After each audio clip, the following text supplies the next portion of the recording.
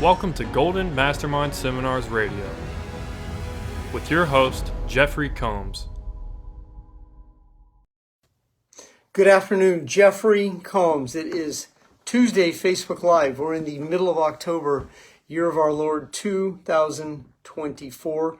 Good to be here with you today on Tuesday, October 15th, Golden Mastermind Seminars Podcast. You'll experience today letting go of the fear of success. And what does it mean to hold the fear of success? And or the other side of it, what is the fear of failure? So it's a duality that many people perpetuate to fulfill their feelings of not being good enough. Alexis, good to see you this afternoon. Jared, good to see you this afternoon. I see that Josh Waxman has his team here. I am deeply honored that Josh endorses me for his team. Zarek, good to see you. Good to see all of you here. It is truly an honor. I'm going to go ahead and let the Facebook Live populate, and then we'll move into the inspirational portion of today's Facebook Live. Aaron, good to see you all this afternoon. Josh, thank you deeply for referring your team to my podcast. A little history on this podcast. Originally started out as a live conference call. 1998, I started my seminar company, and very soon I started a live conference call at 5 o'clock Eastern Standard Time. And that was, at the time, my company was Golden Mastermind Seminars Incorporated, and I eventually turned that into More Heart Than Talent. Gregory Hullman has joined me. Gregory started following me back in 2007. So Gregory goes back to when I had the live conference calls, as does Josh. So from 1998 to 2017, this podcast was a live conference call at 10:30 Eastern Standard Time, and it had in the hundreds up into 500 to 1,000 followers per Tuesday night call. And it was filled with a lot of network marketers, mostly network marketers from multiple companies back in the day. Josh was on those calls. Then in 2017, as Facebook Live started to become a way of life, I transitioned over to that, and now this is what we have every 4 p.m. Eastern on Tuesdays, the Golden Mastermind Podcast. This podcast is recorded and available for playback directly on my website. So good to see you here this evening. Jerome Harmson was also listening to those calls back in 2014. The topic for today's Facebook Live is letting go of your fear of success, and it also can be translated into your fear of failure. But many people fear failing, but underneath it all, it's really the responsibility of success that they have anxiety about. And I assist my clients to understand how this then creates procrastination, avoidance tendencies, and then the payoff. Now, if you're in Josh Waxman's culture, I want to congratulate you, because I know that you have a different discipline than many of the cultures I have ever seen. You have a different set of standards, and many of you are in this process of breaking through where you'll start to have the multiple 5-figure months. And in the law of alignment, it's important that you're in the right place and that you are the person who is capable of transcending that consciousness. The ego is very cunning and very baffling. It will try and talk you back in to relapsing. And that means bad food, narcissistic men and women, relationships that are sabotaging, and then you'll also encounter your own stories. You'll invent and create stories to fulfill your feelings of not being good enough. And so this is why it's very important that as you're preparing to cross the bridge, you're accessing the courage to let go of your story, the courage to let go of your anxiety, fear, and doubt. As you're crossing that bridge, you become skilled at neutralizing fight or flight. That's the mechanism that automatically takes you into overwhelm. And this is why many people then end up avoiding their business. They end up avoiding sobriety. They end up avoiding the 12-step meetings. They end up avoiding their mentoring sessions because of the deep anxiety about not being good enough. So if you have fear of success, it's anchored in fear of being exposed, of not being good enough. And then the ego goes into the overwhelmed state of Who are you to think that you could be a 6 or a 7-figure income earner? You're not good enough to lead people. You can't even lead yourself. You're selling the dream, but you're not living it. So I've experienced that as well also. And that doesn't mean you fake it till you make it. Because if you're faking it till you make it, you're being fake. That's why you want to be honest with yourself that this is a process, that you are good to yourself in this process. You do your best not to criticize yourself. And you're going to have challenges. You're going to break down, but you can also break through. So the yin and the yang of all of this duality that so many people live in is the good, bad, right, wrong, black, white, win, lose dichotomy, is that you can access higher consciousness and live in between it. That's where you start to access the courage. Courage brings you to acceptance. And when you're in acceptance, you accept your character defects, which can be very liberating, because as you accept your character defects, you can look at those without criticizing yourself. So here's criticism and here's honesty. You can be honest without being critical. So you can be honest right here, but that doesn't mean you can be honest and critical at the same time. You want to be able to be honest without being critical. That means you're looking at your character defects, you own them, you make amends to yourself by forgiving yourself for the error of your ways. So if you're 56 years old and you don't have any money, well, you own that. And then you own the mistakes you made to get there, and you don't beat yourself up over it. Or if you're 35 years old living in an apartment and you can't pay your rent, well, I've been there before. I've actually been 35, couldn't pay my rent, and had a car that I was embarrassed for anyone to see. And not only was I 35, I was 38. There was a series of years that I felt this. And I've lived on air. I've sold everything I owned to play the game. I have gone back and gotten jobs on a few occasions. I waited tables. I sold wholesale food for wholesale food restaurant companies, Cisco, Port of Stockton, and did jobs that I felt were way beneath me for as little as $50,000 to $60,000 a year, which was just barely enough to pay my rent. I remember thinking that, man, if I just got a job, I can pay my rent after years of struggling. Well, once I got the job, I realized, man, I hate this job. Now, I also learned to let go of the hate for the job, because that was a very toxic statement. And so I learned to accept that this job is temporary until I figure out how I'm going to be successful. So there's a process that you go through so that you can cross into higher consciousness. And whether you're 25, 45, or 55, it's still going to be your responsibility to understand what that mechanism of letting go is, what it looks like, what it feels like, and then the application, so that you're in the application of letting go. So your ego is going to whine, break down, cry. You're going to want to be a victim at times. You're going to wallow in your grief and apathy. You're going to experience some of this, but it doesn't have to be for very long. I mean, you're entitled to have a meltdown here and there, but you can't melt down for more than a few hours or a day, because your time is too valuable. You have to be able to forgive yourself, let go, and step back up into your power and learn the skills and the repetition of experience of what success really means for you.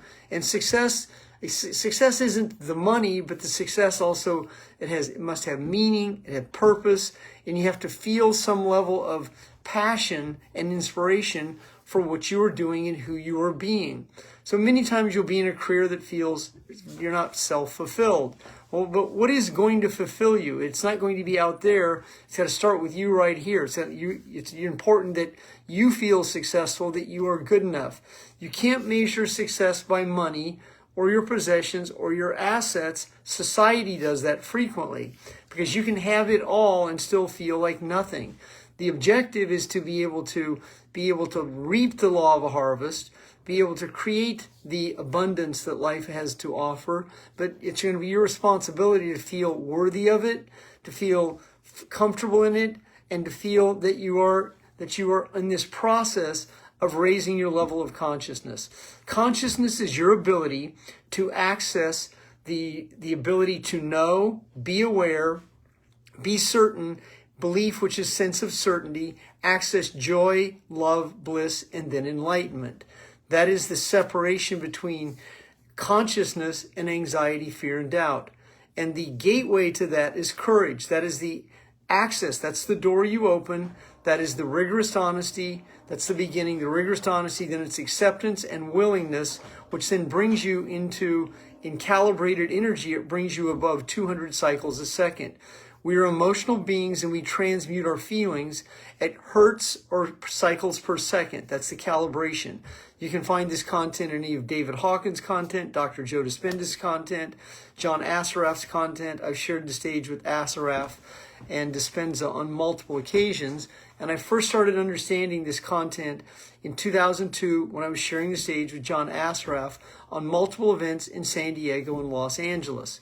And the reticular activating system, that is the emotional engine that searches for a familiar feeling, driven by the amygdala, which is the pea-sized gland behind your ear right here.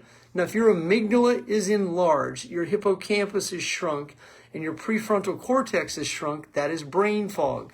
And if you're in brain fog, you're not crazy. What you are is you're overwhelmed. And if you're overwhelmed, then that will give you this excuse to fulfill your feelings of not being good enough, procrastinate, avoid, and ultimately live in the payoff. The payoff is recreate the same situation to fulfill the same feelings.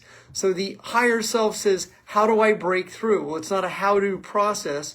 It is an I am state. I am committed to mastering my emotions. That's the first situation. If you're going to transcend, break through, access higher consciousness, it begins by letting go of how emotional you are. So if you break down, cry, go into depression, don't feel good enough. I mean, these are just standard situations. I've coached 26 years. It's universal. All of us experience apathy, grief, rejection, abandonment, those feelings. And then the other side of that, along with guilt and shame, is the anger family of anger, hate, rage, frustration, disappointment, and then resentment, which is the abiding anger that we hold on to. That is the jealous anger. That is the get even anger that we hold on to. And that is where we feel that we're not where we should be. And then we internalize it and turn it in on ourselves, which becomes our critical thinker. And this is why it's so important that you begin to let go of that. The key to this transcendence is learning how to be non-attached to the outcome, so that you don't have a bad day, you just experienced a day. So when a client lies to you and doesn't come through, you're not personalize it. You understand that that's the law of averages and that's the law of numbers. The lower self-ego wants to latch on to things to feel violated, or events to feel violated, or events to justify, validate, and explain itself so that it can continue to perpetuate the same set of feelings and create the same outcome, which is also the payoff. We virtually become addicted to experiencing the experience. And until you can break this cycle, let go, which is the separation between the feelings and the events that shape them, you'll just continue to be a noble struggler, a silent sufferer, tiptoeing quietly through life, arriving at your grave safely, living the greatest pain, the pain of regret, which it is not ideal. What is ideal for you is that you live the good life, that you create a set of emotions that are conducive to being in higher consciousness. You develop the repetition, experience the habits that will allow you to be productive in a chosen field, that you feel value and service, and you can deliver that value and service, and that you have a way through leveraged income to create multiple six figures, because you're going to require it in today's world. With the escalation prices of insurance, mortgages, interest rates, gasoline, and as insurance companies pull out of certain states like Florida and California and other states, the cost of homes are going to continue to escalate. The cost of living is always going to be the cost of living. It's going to continue to rise. Taxes are always going to be taxes. You have to out-achieve and out-earn your problems. That is the key element that you must master. So that's your dialogue with money, which is really a dialogue with asking, deserving, and receiving. And so to be and stay successful is to master your emotions. That is the absolute fundamental foundation. So if you are chronically in debt, chronically barely pulling it off, chronically making it, and chronically worried about how you're going to succeed, you won't succeed because there's too much devotion devoted to the grief and the apathy emotions. Your emotions have to be devoted to joy, bliss, enlightenment. And then along with that, you have to learn to live in the now, in the know, where you trust and believe yourself. But if you doubt yourself, which is that's what the lower self ego is, if you live in doubt, you'll just keep recreating the same situation. Doubt is what procrastination is. It's the yin and the yang. It's I'm in and I'm out. I'm starting, I'm not starting. I'm good enough, I'm not good enough. It's black and it's white. It's right and it's wrong. It's win and it's lose.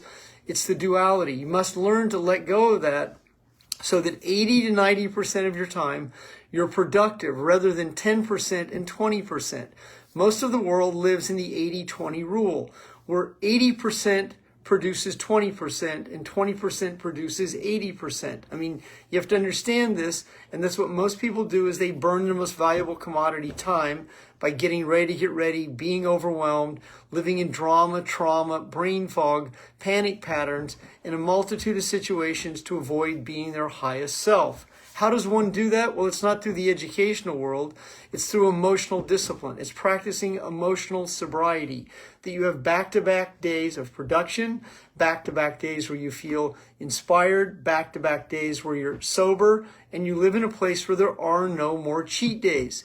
If you continue to cheat yourself by relapsing on bad food, skipped exercise, and your habits are poor, you're just going to continue to recreate the same situation to fulfill the same set of feelings.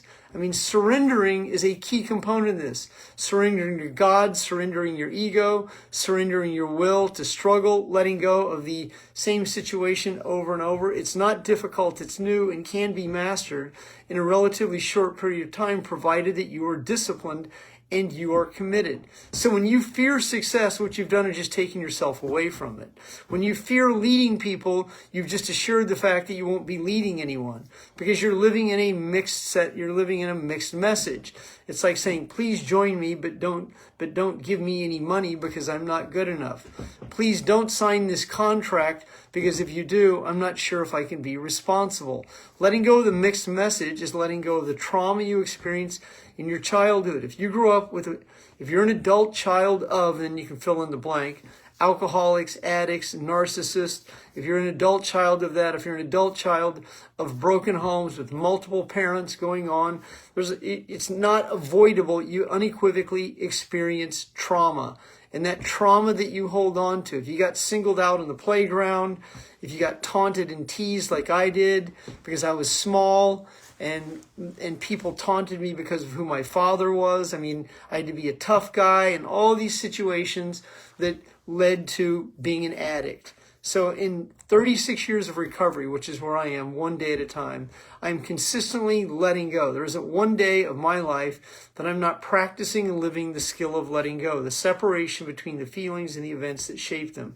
You deserve to be free of your analytical egoic mind, the mind that lives in the details and all the thoughts and what hinders you from being successful. You absolutely require letting go. Thank you, Josh. Josh says he feels me. So you do understand exactly what I mean. At 67 years young, almost 68, I am still in this process of reinventing myself, inventing myself, reinventing myself every single day, mastering the emotions, the repetition, the experience, reading the books. One of my clients just sent me a very old book today, over 100 years old.